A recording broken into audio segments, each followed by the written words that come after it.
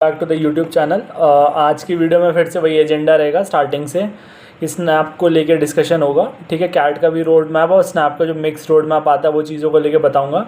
और एक cat 24 slot 1 QA का एक सवाल डिस्कस करेंगे, बताएंगे कि इजी क्वेश्चन भी आते हैं कैट के पेपर में, बस पिक करने वाली चीज़ें होती हैं। बहुत सिंपल एपी का सवाल है, ठीक है। तो वीडियो को स्टार्ट करते हैं। देखो आज है डेट है 21 अप्रैल। अब यहाँ से कैसे चीज़ों को करना है नवंबर तक, उस पर बारे में डिस्कस कर रहे होंगे। मैंने तुमको पहले से यूट्यूब चैनल बता के रखे कि कहाँ से तुम अच्छे हाई क्वालिटी LRDA के सेट्स और क्यू के क्वेश्चंस लगा सकते हो, और करिश्मा मैम को फॉलो कर सकते हो इंग्लिश के लिए, ठीक है। ये वाली चीज़ें मैंने पहले प्रीवियस वाली वीडियो में डिस्कस करी है, नहीं की है तो देख लेना, ठीक है।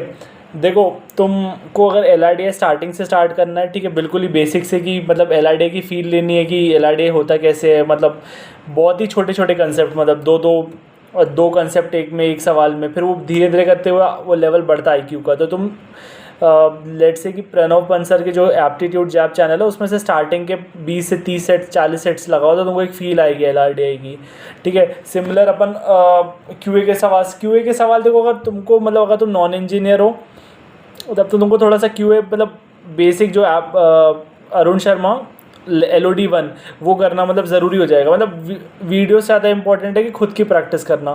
तो LOD 1 Arun Sharma is the best resource if you are a non engineer. और अगर तुम इंजीनियर हो तो तुम अच्छे थोड़े मीडियम लेवल की क्वालिटी से भी स्टार्ट कर सकते हो। Still Arun Sharma is the go through book. अगर तुम उसको एक बार लगाओगे तो थोड़ा इन डेप्थ आ जाती हैं चीज़ें कि मतलब होता कैसे, और कैट में सिमिलर लेवल के क्वेश्चन आते हैं, ठीक है। ये हो गया अप्रैल का। जैसे इस तरीके से तुम लोग स्टार्ट कर सकते हो। स्टार्टिंग के 2 महीने ये मत देखो कि कौन सा क्वेश्चन बन रहा है, नहीं, कंसेप्ट पे ध्यान दो और टाइम जितना लगे ले लो, सवाल को सॉल्व करने का सही। अभी कोई टाइम कंस्ट्रेंट नहीं होना चाहिए। अगर नहीं भी आ रहा है तो भी तुम जुलाई अगस्त तक ऐसे चीज़ों को खींच सकते हो कि नहीं आ रहा है तो चीज़ों पे टाइम देना है, वहाँ पे बिल्ड करनी स्ट्रैटेजीज कैसे क्या है, ठीक है। लेकिन ये जैसे चीज़ें अगस्त सितंबर तक जाएगी, ठीक है, तो वहाँ फिर तुम मॉक स्टार्ट कर सकते हो कि मॉक्स के साथ तैयारी करनी है। तो मॉक्स में क्या कर सकते हो, प्रीवियस ईयर कैट के सवाल लगा सकते हो टाइमर लगा के 40-40 मिनट के, ठीक है। उसके अलावा तुम डिफरेंट इंस्टीट्यूट के मॉक बाय कर सकते हो, क्रैको के हो गए, CL के मॉक्स हो गए। टाइम के थोड़े से टफ होते हैं, अगर तुमको बहुत ज़्यादा टफ तैयारी नहीं करनी है तो टाइम के नहीं लेना है, ठीक है। तो ऐसे ही अगस्त सितंबर अक्टूबर अपनी गलतियों से सीखना है। तो वो नंबर नहीं भी आ रहे तो भी चलेगा, लोगों के नवंबर में भी नंबर नहीं आते, तो वो still not a bad thing. तुमको बहुत स्टार्टिंग में बता रहा हूँ, लेकिन ट्राई तो यही करना है कि नंबर आने चाहिए। फिर नवंबर का महीना आता है, फिर नवंबर के महीने में अलग सा डर रहता है, तो वहाँ 20 से 25 दिन जो 22 दिन मिलता है, आई डोंट नो इस बार अभी कैट कितने तारीख को है, तो फिर वहाँ पे काफ़ी ज़्यादा मतलब स्ट्रेसफुल रहता है वो चीज़ें। अगर वहाँ पे भी अपने आप को कंट्रोल कर गए और D-Day पे परफॉर्म कर गए तो चीज़ें हो जाती हैं, ठीक है। अब इसके बाद अगर चीज़ें नहीं होती हैं तो लेट से उसका इफेक्ट स्नैप और बाकी MBA एंट्रेंस पे भी आता है, ठीक है। थोड़ा सा मैं मतलब क्योंकि ये वीडियो कोई डेफिनेट टॉपिक नहीं है तो तुमको बताऊँ, NMET स्टार्ट हो जाता है MBA का सबसे पहले अगर एंट्रेंस है तो NMET से स्टार्ट होता है। NMET अराउंड अक्टूबर में स्टार्ट हो जाता है, ये इसकी विंडो रहती है 90 डेज़ की। तो ये नवंबर दिसंबर जनवरी, ये शायद दिसंबर तक चलता है।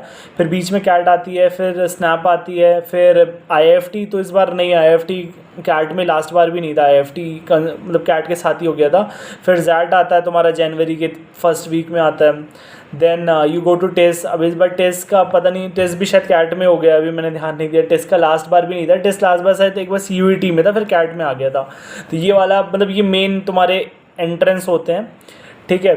तो अगर तुमको स्नैप स्पेसिफिक तैयारी करनी है, जैसे कि मैं खुद अभी सिम्बायोसिस बैंगलोर में हूँ, और तुमको अगर स्नैप्स रिलेटेड तैयारी करनी होगी, snap is easiest of all the exams. और स्नैप में 1 घंटे का एग्जाम होता है SSC टाइप का, फटाफट से मारने होते हैं, ठीक है। इसमें बहुत ज़्यादा तैयारी करने की ज़रूरत नहीं रहती। अगर तुम ब्रश अप क्वांट के बेसिक्स भी आते चल जाएगा, VARC नॉर्मल GK कोई क्वेश्चंस आते हैं, ठीक है।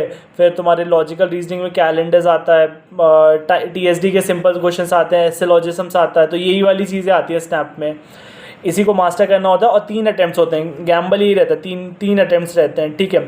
अब तीनों में क्या होता है कि अब इसमें स्नैप के पेपर में क्या होता है कि अब इसमें तुमको वो व्हाट डू से स्केल अप नहीं होता है, मतलब तीनों रैंडम अटेम्प्ट्स होते हैं, जिसका जो स्लॉट इजी आ गया उसमें वहाँ पे उसको फ़ायदा मिल जाता है। तो आई विल सजेस्ट कि तीनों भर दो, ठीक है। और तुम्हारा फॉर्म अलग से भरते हैं, कॉलेजेस के फॉर्म्स अलग से भरेंगे, लेकिन 1000 फॉर ईच प्रोग्राम। 1000 जैसे कि तुम सिम्बाइसिस SIDTM में अप्लाई कर रहे हो, ठीक है, तो SIDTM में अप्लाई कर रहे हो तो SIDTM के एक कोर्स का 1000 रुपये लगेगा। सिमिलरली अगर उसमें SIDTM कॉलेज में अगर 3-4 कोर्सेज, सबका 1000 ईच सबका देना पड़ेगा, ठीक है। और फॉर्म अलग से भरना पड़ेगा 2000 रुपीज़ का। तो इस तरीके से अगर तुम 2000 इंटू 3 6000 तो ये हो गया, तीनों अटैम्प्ट के लिए जाते हो, फिर ईच कॉलेज का फॉर्म जितना तुम भर सकते हो, तो कॉस्टली हो जाता है। इसलिए तुमको थोड़ा सा 12-15 हज़ार का बजट पहले से ही दिमाग में बना के चलना पड़ेगा तुमको MBA की तैयारी, मतलब फॉर्म्स ये तुमको एग्ज़ाम्स देने हैं। अब इसके अलावा जैसे मैंने बोला था कि कैट का सवाल डिस्कस करेंगे, तो वो सवाल मैं पूरा लिख के समझाऊंगा नहीं क्योंकि इतना रिसोर्स है नहीं। मैं तुमको एक हिंट और ओरली समझा दूंगा कि कैट में इजी पे क्वेश्चंस भी आते हैं, तो उस हिसाब से मैं तुमको बताऊंगा। देखो क्वेश्चन, एक मिनट है, X1, एक मिनट, मैंने उसको सॉल्व तो कर लिया है वैसे, तो देखना X1 X2 X100 AP में, ठीक है, X5 की वैल्यू है -4, ठीक है, और तुम्हारा है 2x6 और 2x9 की वैल्यू जो है वो है x11 + x13, हमको चाहिए x100, ठीक है, तो x100 चाहिए। तो as we all know that कि x5 अगर -4 है, तो हिंट ही दूंगा, x5 की वैल्यू कैसे लिख सकते हो, अगर कोई A5 टर्म दिया AP में तो उसको कैसे लिखते हैं, A + 4D।